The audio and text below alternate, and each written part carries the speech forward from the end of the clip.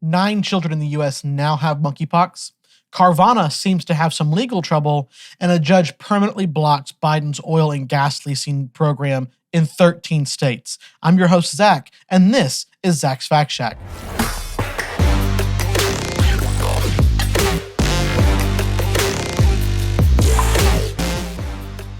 Hello, and welcome back to Zach's Fact Shack. Again, we have a lot to cover today. It's going to be pretty big in what we talk about.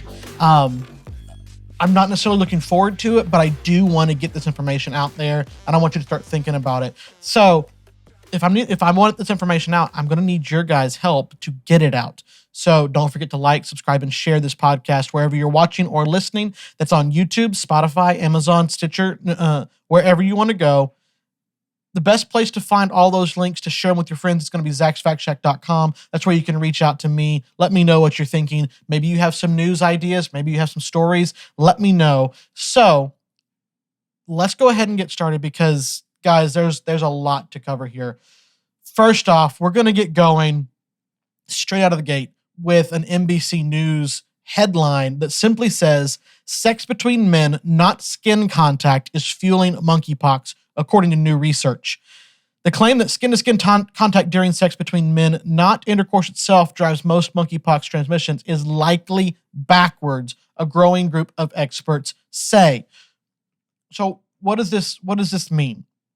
Well, if you've watched my previous episodes, I've covered monkeypox pretty in depth. I've told you that the best way to avoid getting it was to simply not have orgies with a bunch of guys, and you should be pretty fine, especially if you don't have orgies with guys who've had orgies with a bunch of guys. You should be good. You're not really going to get it. So let's go in and let's dig a little deeper, because there are now reports that there are now 9 confirmed cases in the U.S. of monkeypox in minors. Now, let's read this article. So I need you to understand there are 9 children, 9 of them in the U.S. who have monkeypox. Let's read this article and see if you can understand why I'm so furious right now. Since the outset of the global monkeypox outbreak in May, public health and infectious disease experts have told the public that the virus is largely transmitted through skin-to-skin contact, in particular during sex between men. Now, however, an expanding cadre of experts has come to believe that sex between men itself, both anal and as well as oral intercourse, is likely the main driver of global monkeypox transmission. The skin contact that comes with sex, these experts say, is probably much less of a risk factor. So what they're saying is that what they previously thought was that it was skin-to-skin contact. That's really what it was. And since you are in such an intimate embrace during sexual intercourse, that's what it was. The skin was close enough that that contact was good enough to transmit the disease. Now they are finding that is actually backwards. It's not the skin-to-skin contact that transmitted the disease. It's actually the act of intercourse that is doing it. In recent weeks, a growing body of scientific evidence, including a trio of studies published in peer-reviewed journals, as well as reports from national, regional, and global health authorities, has suggested that experts may have framed monkeypox typical transmission route precisely backwards. Reconceiving the primary risk factors for transmission is crucial because of how it may affect guidance on reducing the risk of infection, including the question of whether demanding that people with the virus self-isolate has any substantial impact on transmission. A growing body of evidence supports that sexual transmission, particularly through seminal fluids, is occurring with the current MPX outbreak. Dr. Hazra, medical director of the University of Chicago Sexual Wellness Clinic, referring to monkeypox to recent studies that found the virus in semen. Consequently, scientists told NBC News that the Centers for Disease Control and Prevention and other public health authorities should update their monkeypox communication strategies to more strongly emphasize the centrality of intercourse among gay and bisexual men, who comprise nearly all U.S. cases to the virus spread. Now, I want to go back. I want to go back to this one sentence. and you'll understand why I'm so furious. A growing body of evidence supports that sexual transmission, particularly through seminal fluid, is occurring with the current outbreak.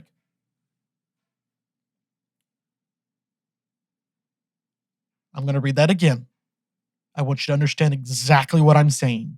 A growing body of evidence supports that sexual transmission, particularly through seminal fluids, is occurring with the current outbreak.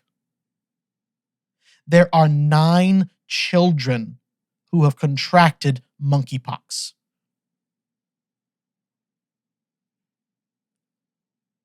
Particularly through seminal fluids. Why are we not asking questions? There are just 9 children who have contracted this disease that is transmissible primarily through semen. There are 9 children infected with the disease that is sexually transmitted. Are you understanding what I'm saying here, guys?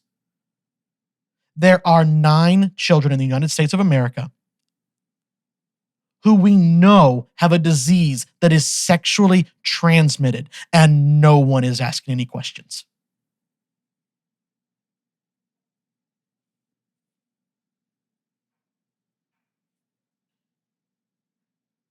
I have a lot of questions. Why do these kids have this sexually transmitted disease?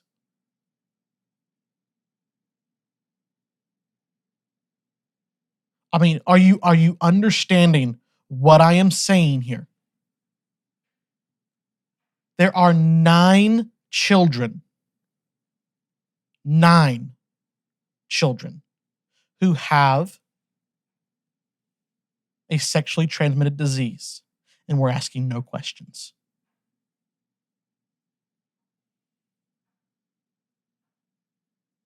How in the world can we come to a place in our society where that would be okay?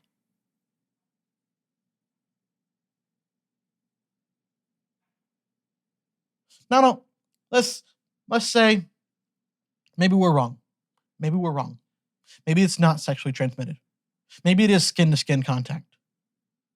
There are 2 ways that we know that it primarily transmits. Sexual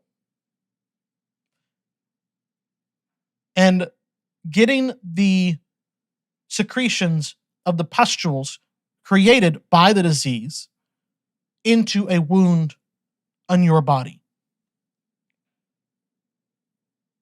Now, what we know is that these lesions that grow on your body seem to grow with primary contact areas. So, anal, genital, and oral locations are where these pox form.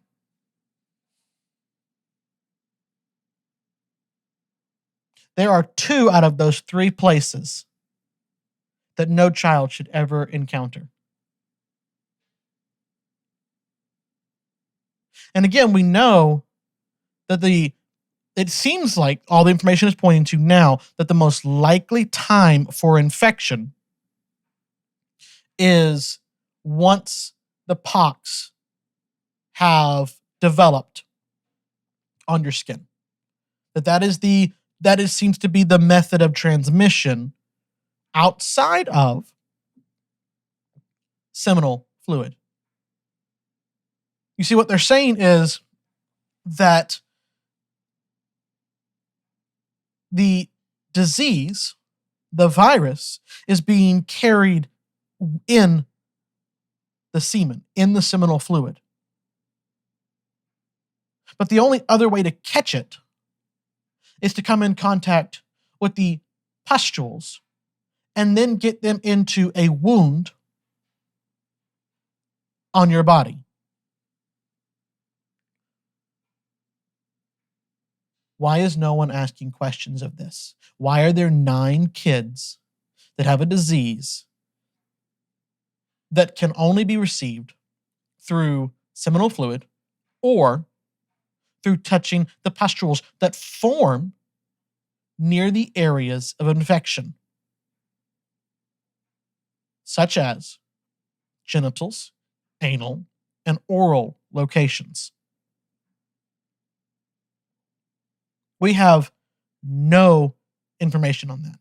Nobody's talking about why these kids have that. If there is no other time that you share this video, that you share this podcast, this is the time that I'm asking you to do it. Because this is the moment that we need to get answers. Now, I am not sitting here and telling you that I have those answers. In fact, I'm telling you exactly the opposite. But I have a lot of questions, and no one seems to be paying attention to those questions. And I'm going to say it again because I want it ingrained in your mind. Why are 9 kids infected with a sexually transmitted disease? And why is no one asking that question? We already know that the current administration is hesitant to give advice and direction saying to stop having orgies because they feel that it would isolate and would marginalize the gay population. I don't give a rat's behind who it marginalizes if it stops kids from getting a sexually transmitted disease. I want answers, and I want them fast. This article from ABC News, let me read to you what it says, and let's see what you think. So the title is that the 9th child in U.S. tests positive for monkeypox. A child in Oregon has tested positive for monkeypox, state health officials announced Wednesday, marking the 9th reported pediatric case in the U.S. We have a known connection to a previously diagnosed case, Dr. Dean Seidlinger, health officer and state epidemiologist at the Oregon Health Authority, said in a press release. The child did not get the virus at school, childcare, or another community setting. The case has been linked to an adult monkeypox infection that was confirmed last month, officials said, adding that public health authorities received the positive test result on August 15th.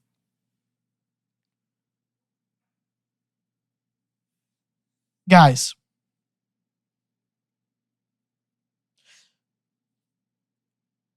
this child is infected with a sexually transmitted disease, and there is a known interaction with someone who had the virus. But they're not telling us what that interaction is. They're not telling us what kind of interaction that was. I want to know, was this truly a completely healthy, platonic interaction that just happened to transmit the disease, which is incredibly and increasingly unlikely? Or is this a case of sexual molestation of a child? Because I don't see it being anything else. I want answers.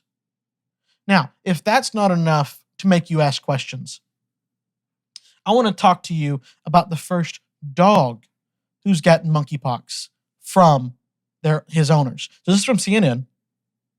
First possible case of human to dog monkeypox transmission, not surprising according to the WHO. The WHO, however you want to say their name. World Health Organization, that great bastion of wisdom. CNN states that the first possible case of human to dog transmission of monkeypox recently reported in 2 men and their pet in Paris had been a theoretical risk up until now, said Dr. Rosamund Lewis, technical lead on the monkeypox response for the World Health Organization.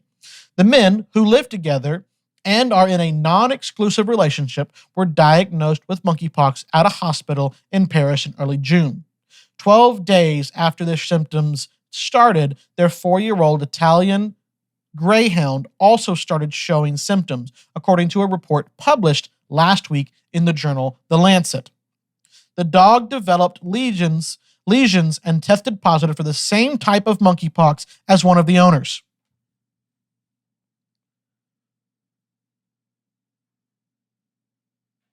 The same type of monkeypox as one of the owners. Not both of the owners, one of the owners. Would you care to guess where the lesions showed up on this dog? Around its anus.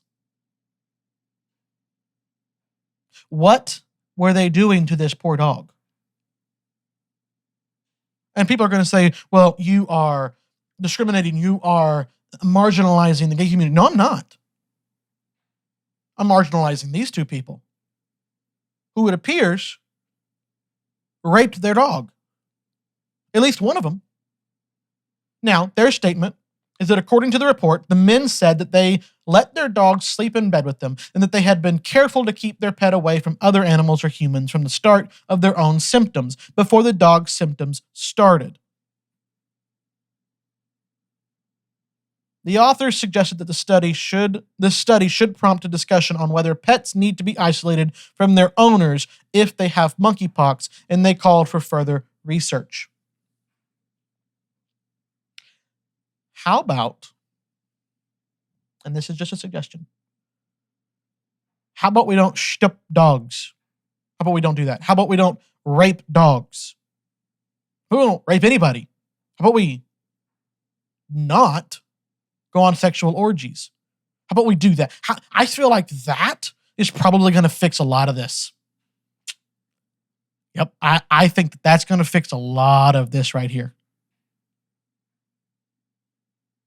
There is.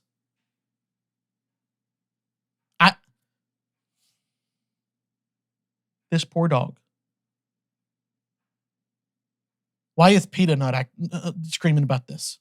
Why is PETA not going after this? I genuinely do not know what to say, except that this poor dog had to go through this.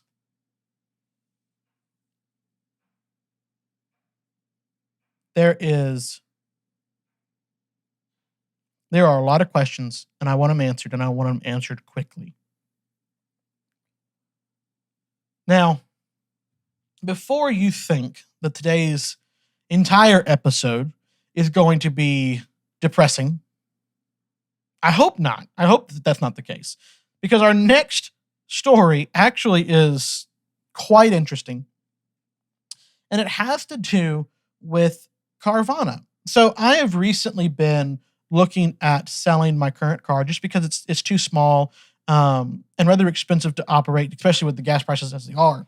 So I've been wanting to get it traded out. I finally got a good deal from a dealer. Looks like I'm going to be getting a new car. It's going to be much cheaper to operate, far more reliable. Just, super great car.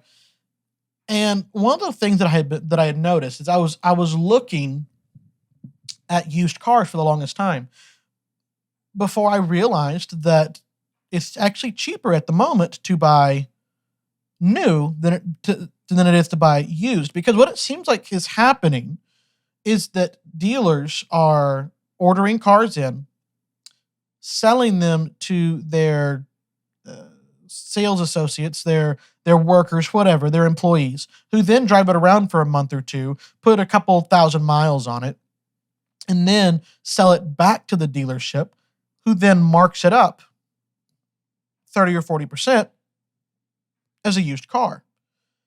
So much so that the car that I'm looking at right now, which I am going to purchase, its MSRP is $25,000. That same car with 1,000 or so miles on it would cost $35,000 on the used market. $35,000.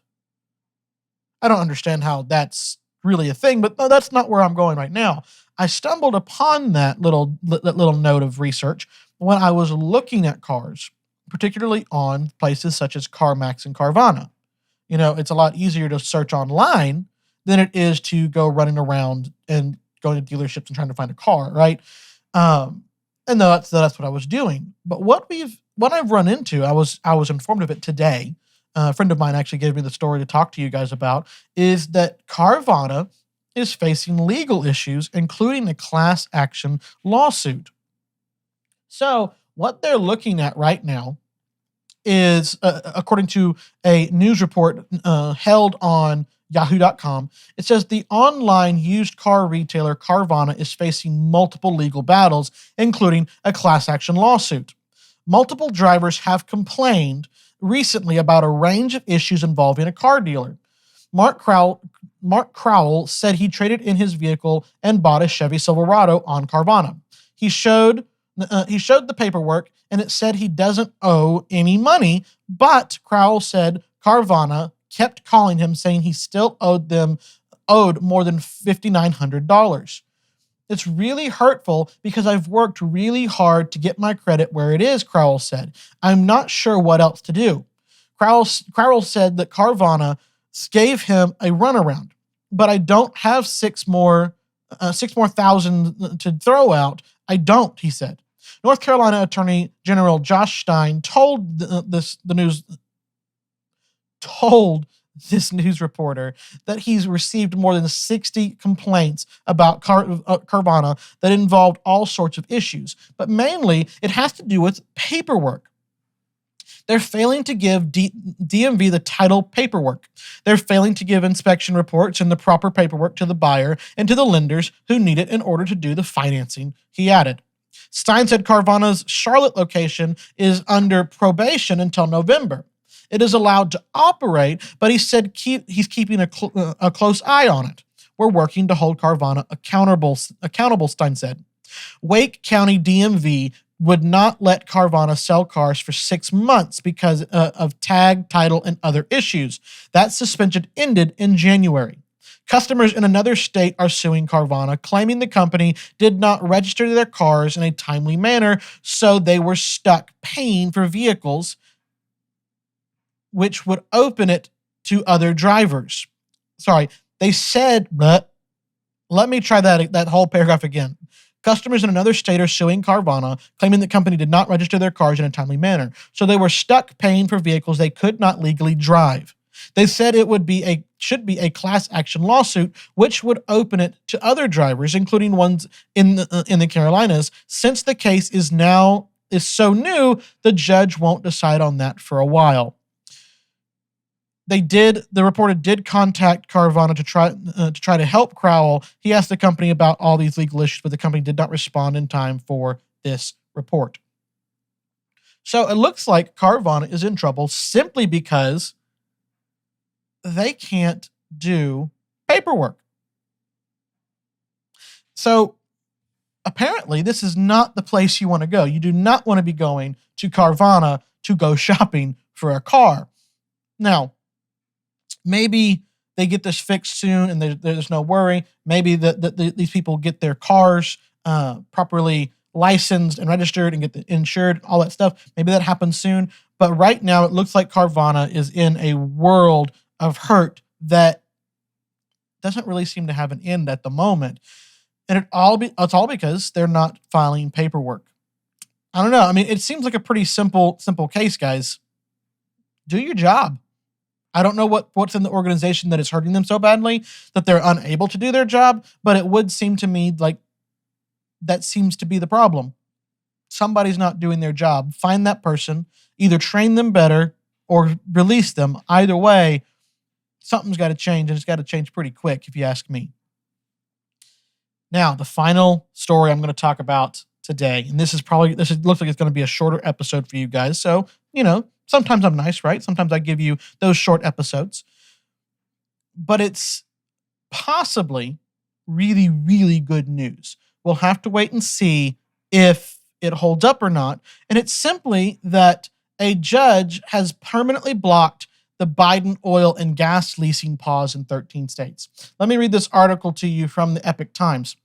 A federal judge issued a permanent injunction on August 18th against the Biden administration's pause of new oil and gas leasing in federal lands. The injunction applies to the 13 states that sued the Biden administration over the moratorium in March of 2021, including Alabama, Alaska, Arkansas, Georgia, Louisiana, Mississippi, Missouri, Montana, Nebraska, Oklahoma, Texas, Utah, and West Virginia. Terry Doughty, U.S. District Judge for the Western District of Louisiana, ruled that the White House overreached with the ban. President Joe Biden signed Executive Order 14,008 on January 27, 2021, banning all new oil and natural gas leases on federal lands and offshore waters. The order didn't cancel existing leases on federal lands and offshore waters. The leases on private lands also weren't affected. 13 states, led by Louisiana, sued the Biden administration, saying the lease ban violated the Outer Continental Shelf Lands Act, which governs offshore oil and gas leases, and the Mineral Leasing Act, which governs onshore land leases on federal lands. Doughty issued a temporary injunction in the case in June. The injunction was overthrown by the Fifth U.S. Circuit of Appeals on August 17th. Doughty's permanent injunction came a day after the circuit court's ruling. In the permanent injunction, Doughty ruled that the executive branch has no authority to change both laws. Both statutes require government defendants agencies to sell oil and gas leases. The OCSLA has a 5-year plan in effect that requires eligible leases to be sold. Government defendants agencies have no authority to make significant revisions to the OCSLA 5-year plan without going through the procedure mandated by Congress. The MLA requires the DOI to hold lease sales where eligible lands are available at least quarterly, he wrote in his ruling. By stopping the process, the agencies are in effect amending 2 congressional statutes. Neither the OCSLA nor the MLA gives the government defendants agencies the authority to implement a stop of lease sales. Interior Department and the White House officials didn't respond to requests for comments by press time. Montana Attorney General Austin Knudsen applauded the permanent injunction. The permanent injunction. President Biden's executive order to choke off energy development didn't just increase prices and hurt American families, it was flatly illegal. This decision is a victory for the rule of law and the workers and the rural communities who depend on the energy industry. An ongoing lease moratorium would have lowered employment by 210 jobs, reduced personal income by 13 million, and cost 4 million in oil and gas taxes in Montana in 2021, he said, citing a December 2020 study conducted by the University of Wyoming. So, what we understand is this, that according to the green initiatives of the current administration, of the Biden administration, their goal is to make America less dependent on oil and to make us move towards renewables such as wind, water, and solar. Oddly enough, not nuclear. What we know right now is simply this. The most efficient, most effective energy producer in the world is oil and natural gas. Those are incredibly efficient, incredibly easy to use, easy to produce. They already work on a mass scale. But the green initiatives of wind, solar, water, while they do produce a lot of energy, they do not produce even a small amount of energy comparatively to oil and natural gas and coal. The reason that this is they're rather unreliable. So water, dependent on rain. If you do not have enough rain, you can't release water through the dams, thus moving the turbines. So that doesn't work. With wind, it's not always windy. Now they do place the rigs, the turbines in the windiest places that they can. But here's the thing.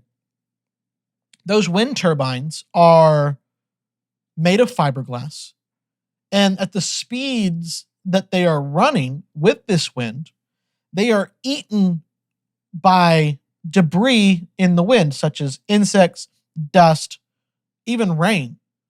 And if you ever look at the leading edge of the fan, basically of the turbines, you know how a ceiling fan, I have one running right now, on a ceiling fan, that leading edge collects dust and you have to clean it off. What happens is that on these turbines, the leading edge is moving very, very quickly, and the particles in the air chip away at that leading edge until it is no longer viable to use. What they then do with this is they take these turbines and they dig a hole in the ground and put them in it and bury it. Who knows what that's doing to the environment? But this is done all in the name of better for the environment. Maybe it is, but it's certainly not economical yet. Things are getting better, sure, but it is not economical. This is not a great way to do things. So what do they do next? Well, then they have solar. Well, here's the thing, guys. Last time I checked, around half of the day, there's no solar. There's no sun. It's hiding on the other side of the planet. Unless you're a flat earther, then it just turns off. So it hides on the other side of the planet while we turn around, right? We're just running around in circles. And every 24 hours, we see the sun again, right? That's how the day works. But that sun's not there. It's not making energy. So it's not producing energy for half the day. And if you live in the near the north or the south poles, in the winter, it might even be longer than that you don't have solar to work with. So all of these methods are incredibly unreliable. And don't get me wrong, oil has its own drawbacks, namely the byproducts, the carbon that is put out. If we understand anything about the environment, which I don't know how much we understand, but the leading understanding right now is that carbon emissions are harming the atmosphere. So you're right. If that is the case, then yes, it absolutely is true that oil and natural gas release carbon into the atmosphere and therefore cause problems, if that understanding is the case. But what else do? They are the most reliable, consistent sources of power in the world. We take natural gas, we take oil, we take coal, and we burn it so that we can heat up the water into steam to cause the turbines to move, thus producing power. Did you know that we actually use water in the production of electricity through natural gas, oil, and coal? Yep, that's how we do it. We boil water, which is actually what you see in smokestacks outside of power plants and refineries. It's all steam that they are pushing out. Now, what this order says by the judge is simply this: the Biden administration has no authority to stop giving leases for oil and natural gas. That was not granted to them by Congress. Now, if Congress wants to change that, then they have that power and they can do that. But until then, they must follow the rule of the law. And according to this judge, the rule of the law simply is that you will grant leases according to this plan set out in the law, that you have to do this, this, and this. This seems like it is a small drop in the bucket for what is needed to happen with oil, with offshore drilling, because people are talking about how, well, it was Putin and his war with Ukraine that drove up gas prices, which have been dropping. I will give credit where I can. The gas prices are dropping, but I'm not going to say it was Biden because he said it wasn't his fault when they were going up. So if it's not his fault when they're going up, it's not his fault when they're coming down. I'm just going to keep it fair. He said it wasn't his fault, so he can't take credit for it when it's dropping. I genuinely don't know what is causing the prices to drop, in all honesty. I have not seen much information on that. And if you have information that you would like to give me, reach out, right? Go to ZachsFactCheck.com. Let me know. You can find me on Twitter and Instagram. You can reach out to me there. Also, at Zach's Fact Check. You can find me in those places. Let me know what you're seeing, what you're hearing, what information you have. I am always open to growing and to learning. But I'm not seeing anything that he's done that's made this better. Now, we've known that he's banned these leases from being sold to companies to drill oil. What does that do? Well, that causes us to not have the ability to produce more oil to meet demands, right? So prices go up. It's the law of supply and demand. If there's low supply and high demand, prices go up. If there's high supply, low demand, prices go down, right? That's how that works. We artificially limited the supply ability while the demand kept growing. That's going to cause prices to go up. Now, this will be my thing. The reason I think, possibly, it's a theory of why gas prices have started coming down. It's because there is less demand for it, because people aren't driving as much, because they're not going on many trips, because they can't afford them, because they're desperately trying to put food on their table for their kids. That's what I think is taking place. I don't know. That's just a theory. I have no evidence for that outside of anecdotal, right? Of watching people I know, their lifestyles, and how they've changed according to the prices that are growing. Now, I don't know if these prices are going to go down anytime soon. I am hoping and praying that they will, but we'll see if that takes place. But guys, I don't know if this is going to be enough to put a drop in the bucket, right? I don't know if that's going to be enough. I hope it is. I hope that this does what we need it to do, that this allows us to be able to get more gas production. But the thing is that businesses have been told by this administration, oil businesses have been told by this administration that they want them to be gone in a number of years. So that does not really give them the incentive to expand production, because they're going to put all of this money and effort into expanding production just to have it taken from them by the administration. I mean, I wouldn't do that. If I knew that you were going to take my business from me, I would not expand it. I would not add into it. In fact, so I have my car. I'm getting ready to trade it out, get rid of it, sell it, whatever you want to call it, and it needs new wipers. Now, they're not bad. It's not like they don't work or anything, but there's a little bit of a streak here or there, right? That could be better. Ordinarily, I would say, I'll go ahead and replace that. I'm going to get rid of my car in the next week or two. So that doesn't make sense. Why would I put that money on there? They're going to replace that whenever they get the car. So now we just have a set of, wasted wiper blades. That makes no sense whatsoever. It's the same thing here with the oil companies. They're saying, look, we're about to lose our business because of you. Not because they're out of money right now. That's not what I'm saying. But because the government has signaled pretty profusely that everything that they're doing is to destroy oil companies. Good, bad, or ugly, that's what they want to do. So the oil companies are like, well, fine. Then we're just not going to expand our business. We're not going to expand our abilities. We're not going to help you destroy us.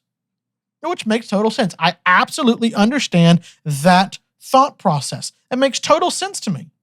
Why in the world would you do that? Why would you put the wipers on the car you're getting rid of?